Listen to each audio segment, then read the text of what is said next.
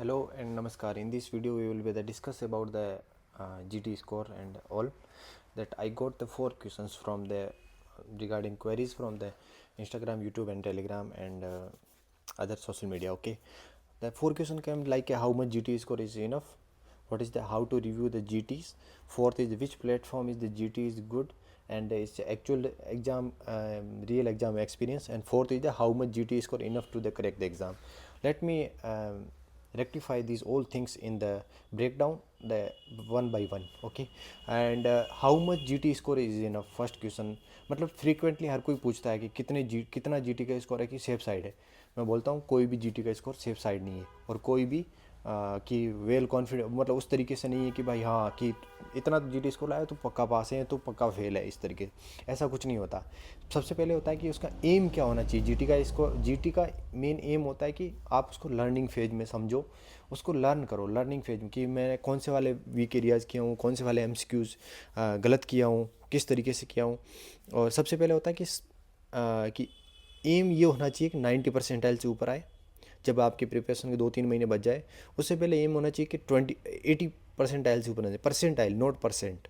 Percentile matter करता है. ठीक है, परसेंटाइल कैसे कि सबसे पहले ये करना है कि आप वो दे रहे हो तो उसमें ये होता है कि कभी कभी क्या होता है कि GT होता है वो कभी इजी होता है क्योंकि PYQ बेस पे बना दिया या फिर उसमें कब PYQ डाल दिया या कुछ ऐसा होता है कि जिसमें इजी टॉपिक्स डाल दिया, फ्रिक्वेंटली आस्क टॉपिक डाल दिए जैसे कि प्लासेंटा प्रीविया हो गया, APH हो गया, PIH हो गया या फिर किस तरह हाइपरटेंशन हो गया या फिर कोई इजी वाली ड्रग्स हो गई जैसे माउंटेन 6 एसिटाजोलामाइड्स वगैरह या फिर ये इजी वाले सिंड्रोम डाल दी, टर्नर हो गया, बार्टर हो गया, डाउन सिंड्रोम हो गया, इस तरीके के. तो उसमें क्या होता है उसमें अपन वेल परफॉर्म कर जाते हैं. लेकिन एग्जाम क्वेश्चन होते हैं ना वो थोड़ा बैलेंस होते हैं और कुछ आउट वो उस तरीके के होते हैं. तो वो करने हैं सबसे पहले कि इनफ कितना है कि परसेंटाइल 80% से ऊपर लाने की कोशिश करनी है और 90% है तो आपका 80 से ऊपर स्कोर आ सकता है. मतलब उस तरीके से चांसेस रहते हैं. मतलब कि 90% से ऊपर आपने स्कोर किया है फ्रीक्वेंट मतलब कि कंटिन्यूसली उसमें जो ग्राफ होता है ना दिखा देता है कि जैसे मेरा ग्राफ ये कि 90 इस तरीके से मेरा ग्राफ रहता था तो मेरे को ठीक था कि मैं कुछ अच्छा स्कोर कर जाऊँगा उस तरीके का. और उसमें क्या होता है कि जब 90% होता है ना तो उसमें 60 to 65% आ जाते हैं. मतलब 180 to 200 मार्क्स आ जाते हैं.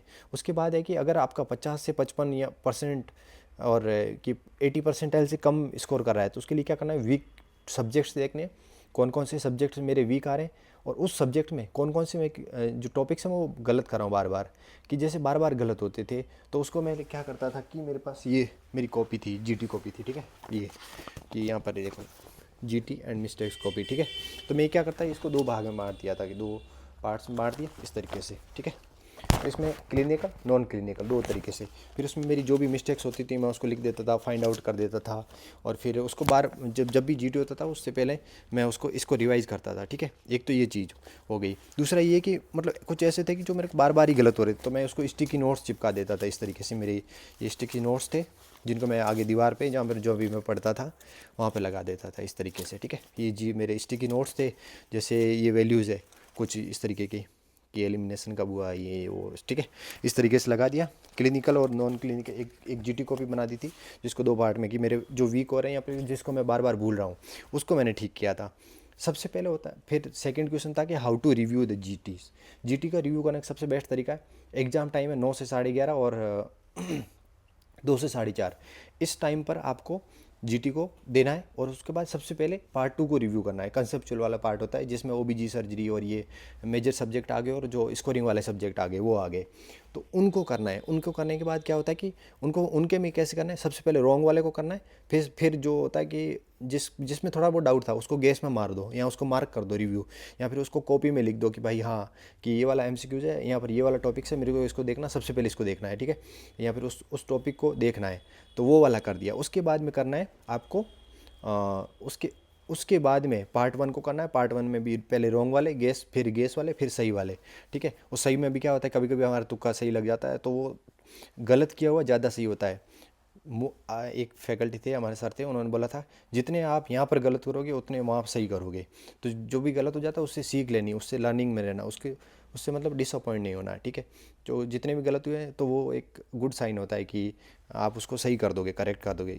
या फिर जब कभी सही मतलब तुक्का सही हो जाता है ना तो वो ज़्यादा नुकसानदायक होता है.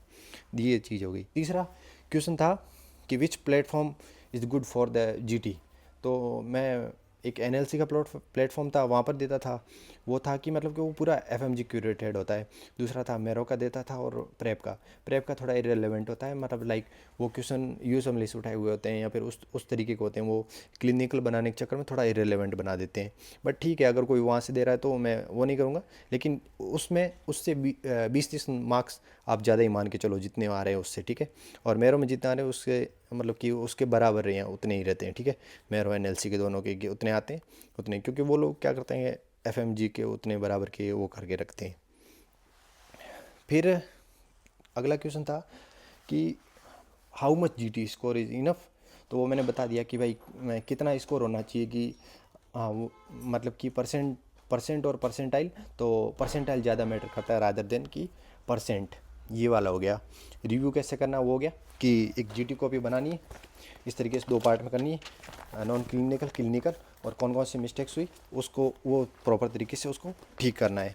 और जब भी करो उसको अपनी प्रिपरेशन को ट्रैक करो। जैसे ये मेरे पास डायरी थी, तो इसमें मैं अपने ये ट्रैक करता था कि मेरे कितने मार्क्स आए हैं, कितने नहीं आए, किसमें कितने, ये इस तरीके से सब्जेक्ट वाइज किस में कितनी क्या है और मेरे को क्या इम्प्रूवमेंट करना है उस तरीके का। तो वो कर सकते हो आप। जैसे ये मेरा जीटी का था वो, ठीक है, ये तो मैं पूरा मार्क्स लास्ट तक ही, तो मैंने ये देख लो इसमें पूरे, तो मैं 2 पेपर में मेरे कम भी आए थे, ठीक है, वो भी। और लास्ट तक मैंने दिसंबर मंथ में 13 जीटी दिए थे। तो 13 के 13 उसी दिन रिव्यू करता था। सबसे पहले रॉन्ग वाले, फिर करेक्ट, और फिर रॉन्ग वाले, फिर गेस वाले, फिर करेक्ट वाले। और करेक्ट वाले क्या होते कि तो मेरे को पता रहता नहीं रहता, तो मैं इस डायरी में जब जीटी करता था ना, मैं इसको खोल के रखता था कि ये वाले देखो जीटी रिव्यूज़, रिवाइज, और ये वाले जो जो सब्जेक्ट थे वो मेरे को करने, वो मैं कर लेता था। और फिर इसको मैं पूरी प्लानिंग कर देता था कि मेरे को इस प्लानिंग में ये करना है, इतना जीटी देने हैं, इतने ये सब्जेक्ट पढ़ना है। और जिस वो जब सब्जेक्ट करोगे ना तो उसमें परसेंटाइल आता है कि कौन सा वाला। एक्चुअल में क्या था, कभी कभी कॉन्फिडेंस रहता है कि हम उस सब्जेक्ट में कॉन्फिडेंस ले, उसमें मार्क्स नहीं आ रहे। और कभी कभी क्या होता है कि जिस सब्जेक्ट में कॉन्फिडेंस नहीं है लेकिन उसके मार्क्स कंटिन्यूसली आ रहे हैं, जैसे पीडिया नहीं पढ़ते हैं फिर भी उसके मार्क्स आते हैं, क्योंकि पीडिया में कॉन्फिडेंस नहीं रहता लेकिन पीडिया के क्वेश्चन निकल जाते हैं। तो ऐसा भी रहता है। और पैथोलॉजी क्या होता है कि सबको वो लगता है कि पैथोलॉजी आती है, लेकिन पैथो के क्वेश्चन गलत होते हैं, वो सबसे नीचे रहती है, या एनआर्ट होती है वो नीचे रहती है। तो वो नहीं, वो उसमें पूरा होता है। तो जीटी का सबसे मेन एम होता है लर्निंग फेज। और जीटी का एक्चुअल जो मकसद होता है ना, जो एम होता है, वो होता है after the giving GT. GT का एक्चुअल जो मीनिंग होता है तो जीटी देने के बाद पता चलता है कि वो बोलते हैं ना, GT is not reviewed, GT is not given, my senior told me. Same thing, review करना, उसको एक्सप्लेनेशन करना है और कितने जीटी इज़ इनफ है। तो मैंने तो कुछ ज़्यादा ही कर लिए थे, लेकिन 10 to 15 एटलीस्ट 10 to 15 देने। तो उसमें क्या है कि अपन को पता चल जाएगा। और PYQs वाले जीटी भी लास्ट में दे देना, अभी मत देना, लास्ट में देना, ताकि वो थोड़ा सा वो मेमोरी में रहे। और एक्सप्लेनेशन सबसे इम्पोर्टेंट है, रादर देन कि वो उसका क्वेश्चन का लेवल क्या है, किस तरीके से। एक्सप्लेनेशन को बहुत आराम से देखो, पढ़ो, उसको लिखो, उसको करो। इतना करने से हो जाएगा। और यही चीज़ें हैं, इसी में इसको इम्प्रूवमेंट करना है। तो इतने सारे जीटी दोगे कर दोगे ना, फिर एंजाइटी भी ख़त्म हो जाती है और थोड़ा सा ऐसा आइडिया भी मिल जाता है कि इस क्वेश्चन को किस तरीके से घुमाया जा सकता है, और इस टॉपिक्स में से मेरे को क्या पढ़ना है, या इस सब्जेक्ट में कौन सा सब्जेक्ट मेरा वीक है, कौन सा मेरा कम है, वो सब पता चल जाता है। तो ये सब करना है। थैंक यू वेरी मच, मिलते हैं अगले वीडियो में।